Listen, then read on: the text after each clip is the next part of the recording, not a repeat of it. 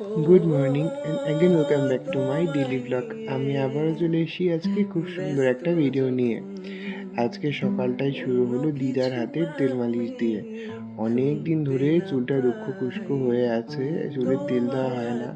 আর কাল তো শ্যাম্পু করেছিলাম, তো ওর জন্য না খুব মাথাটা ব্যথা করছিল, সারা রাত্রি মাথা ব্যথা করেছে। তো রাতে দিদা অল্প তেল দিয়ে দিয়েছিল মাথার মাঝখানটায়, তো সেটা শুকিয়ে গেছে। আর ওটা দেখেই বুঝেছি যে মাথা কি পরিমাণে রুক্ষ হয়ে আছে, তেল দেওয়াতেই শুষে নিয়েছিল।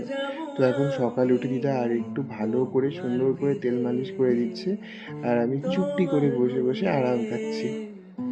আমি তো খুব মাথায় তেল দিই না সচরাচর, কিন্তু ওই যে ঠেলায় পড়লে মাথা ব্যথা করলে তখন তেলের দরকার পড়ে। তো এই যে এখন বসে বসে গল্প করছি, আর দিদা এই যে বলছে দেখো আমার নামে নালিশ করছে যে সারাদিন ঘুরে বেড়াই, এটা করি ওটা করি, মোবাইল দেখি, তো মাথার আর দোষ কি? তা তো সত্যি, কিন্তু কি করব বলো, এইসব নিয়েই তো আমাদের থাকতে হয়। তো এখন যেহেতু আরও পড়াশোনা নেই, তাই তো সারাদিন ফোন মুখের কাছে তো রেখেই আছি। তো ওর জন্য এখন বসে বসে দিদার কাছে একটু আদর খাই। আর তোমরা আমার ব্লগটা দেখতে থাকো। দিয়েছি তো তোল ঠিক আছে, কিন্তু আমি কি আর এটা রাখবো? আমি তো জানি দিদিরা বলছে এটা আজকে আর শ্যাম্পু করবে না, কিন্তু আমি তো মনে মনে প্ল্যান করেই রেখেছি ভালো করে ম্যাসাজটা নিয়ে নিই, তারপরেই শ্যাম্পু করে নেবো, কারণ আমি তেল দিয়ে মাথায় থাকতে পারি না। এই তো দিদার স্নান শেষ, আমারও স্নান শেষ, আমরা এখন বসে বসে গল্প করছি। দিদা বলছে যা দেরি হয়ে যাচ্ছে, তো পুজোটা দিয়ে নে। তো যাই, এখন পুজোটা দিয়ে নি। ব্যস্ত যখন অন্য কিছু আমি শুনতে না পাই তোমার। আর তারপর পুজো টুজো দিয়ে চলে এসেছি হচ্ছে মনামির বাড়িতে। আজ তো মনামির জন্মদিন। কাকু কাকিমুনি সকালবেলায় বাইরে গেছে একটা কাজে, তো বাড়িতে ও, অনন্যা আর বুনু ছিল। তো ওরা এখন বসে বসে কি করবে, ওর জন্য আমাকে ফোন করে ডেকে নিয়েছে। এখানে এসে এখন আমরা সবাই মিলে আড্ডা দিচ্ছি। আসার সময় একটা স্প্রাইট নিয়ে এসেছিলাম, ঘরের চিপস ছিল, ওগুলো খেয়েছি। আর তারপর এখন আমরা বসে বসে ডিসকাস করছিলাম এটা নিয়ে, যে মনামি সন্ধ্যায় যে পার্টি রেখেছে, বার্থডে পার্টিটা, তো ওখানে কি পরবে না কি করবে এসব।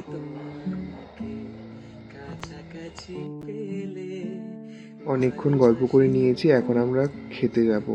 কাকু কাকিমুনি খুব সুন্দর সুন্দর রান্নাবাড়ি করে রেখেছে আমাদের জন্য। আর এই যে দেখো, সারা রাত ধরে কালকে ওরা এখানে ফটোশ্যুট করেছে। খাওয়া দাওয়া শেষ করে একটু ঘুমিয়েছিলাম সবাই, মানে খুবই টায়ার্ড লাগছিল শরীরটার জন্য, সবাই একসাথে ঘুমিয়ে পড়েছিলাম। এই দেখো ঘুম থেকে উঠে গেছে এখন সবাই মিলে একসাথে আবার। আর ওই দেখো অনন্যাকেও এখন ঘুম থেকে ডাকার প্রস্তুতি চলছে। আর এদিকে মনামি এখন যে ড্রেসটা পরবে রাত্রে, ওটাই একটু ট্রায়াল দিয়ে নিচ্ছে। এতটা পরিমাণে খাওয়া দাওয়া করে নিয়েছিলাম যে এই পায়েসটা আর খেতেই পারিনি, তো এখন মনামি পায়েসটা দিয়ে দিল, এখন এটা খাবো। আর এই দেখো বেচারার মুডটা আজকে খুব অফ, কারণ ও এখন টিউশন আছে, কিন্তু টিউশন যেতে চাইছে না, আমাদের সাথে বার্থডে পার্টিতে যাবে। আর এই তো এত পায়েসটা ভালো হয়েছে যে আমি মনামিকে বললাম আরেক বাটি দিতে, কিন্তু আর খেতে পাচ্ছি না, এর জন্য এখন একটু অনন্যাকে দিয়ে দিচ্ছি। আর এখন ওরা একটু ফেসিয়াল টেশিয়াল করে নিক, রেডি হোক, আর আমি চলে যাই বাড়ি। বাড়ি থেকে রেডি হয়ে এখন এই যে চলে এসেছি জন্মদিনে। এই যে সবার সাথে দেখা হয়ে গেল আবার অনেক দিন পর।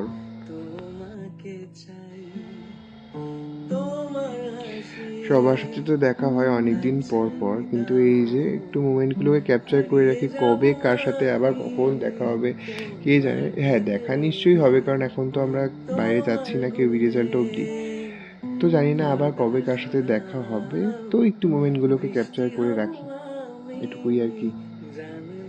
যখন সবাই দূরে চলে যাব তখন এই ভিডিওগুলো দেখলেও ভালো লাগবে। এই যে বার্থডে গার্লের সাথে একটু ফটো তুলে নিলাম। আর এই যে এক একজন এত এক্সে বার্কার এক, মানে একটা দুটো ফটো হলে হবে না, 20-30টা ফটো না হলে তো এক একজনের মনই ভরে না।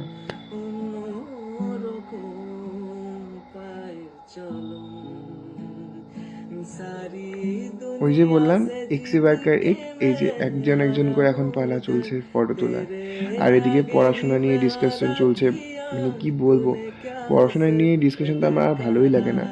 পরীক্ষা শেষ, কিন্তু টিউশনগুলোকে মিস করছি। এটাই হয়তো বাঙালির দোষ, যখন যেটা হয় সেটা তার ভালো লাগে না। আর এই যে তার মধ্যেই আমাদের কিন্তু স্টার্টার চলে এসছে, আর এদিকে হচ্ছে কেক কাটিংয়ের প্রিপারেশনস।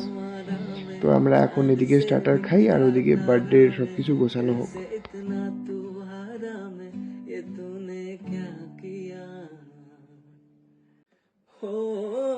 বার্থডে গার্ল দূর থেকে পোজ দিয়ে নিল।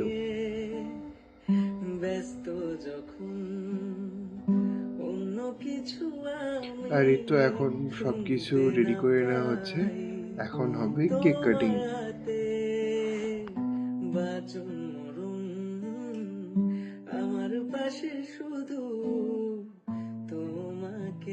এইদিকে বেচারি সবাইকে ডাকছে, আর দেখো সবাই সবার মতো গল্প করে যাচ্ছে। তাই সবাইকে ধমক দিয়ে আমি বললাম, এই চল তাড়াতাড়ি চল, ওদিকে চল, এখন কেক কাটা হবে, নাহলে কিন্তু খেতে দেরি হয়ে যাবে। এদিকে কেক কাটা হচ্ছে আর ওদিকে কিন্তু আমাদের খাবার দাবার অলরেডি চলে এসছে। যাই হোক, তারপর আমাকে কিছু বলতে হয়নি, এখানকার যে স্টাফ কাকুরা রয়েছে তারাই বলেছে যে তাড়াতাড়ি করো, বন্ধ হয়ে যাবে কিন্তু restaurant. Happy birthday to you, to you,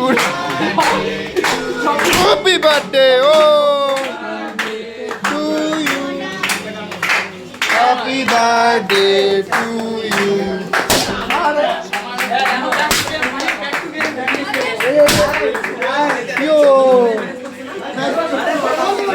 ওই ঝুলঝুল করতে বললো। আমি জানি এটা দেখার পর কি দিচ্ছি, আমি জানি তো আমি বললাম প্রচুর হয়ে গেছে। Thank you. 12:44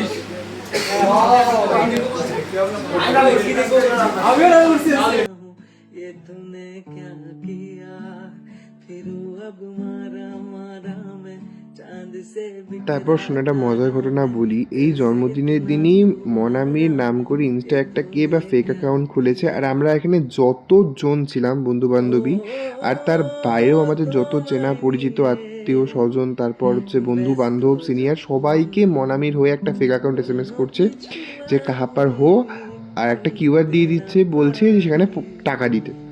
তো কি বলবো, এটা নিয়ে দেখো সবাই এখন হাসাহাসি করছে। তো মনামি এখন খাওয়া দাওয়া ছেড়ে ইনস্টায় বসে গেছে স্টোরি দিতে। তো কি করব, প্রচুর লোক আমাকে, সপ্তর্ষিকে, তারপর মনামিকে ফোন করেছে যে বলতে যে এটা হয়েছে। তো যে করেছে কাজটা যে কি পরিমাণে যে বোকা, কি বলবো। মানে ইনস্টা অ্যাকাউন্ট খুলেছে, সাথে সাথে মনামি সব ছবিগুলো পোস্ট করেছে একটার পর একটা। তো দেখলে বোঝাই যায় ওটা ফেক। তো তারপর আমরা সবাই ওটাকে রিপোর্ট করে দিলাম। হ্যাঁ, এই যে বাড়িতে চলে এসেছি, এখন দেখছি মারা বড়া পাচ্ছে খাওয়া দাওয়ার জন্য। তো এই ছিল আজকের ছোট্ট একটা ব্লগ। আশা করি ভিডিও তোমাদের খুব খুব খুব ভালো লেগেছে।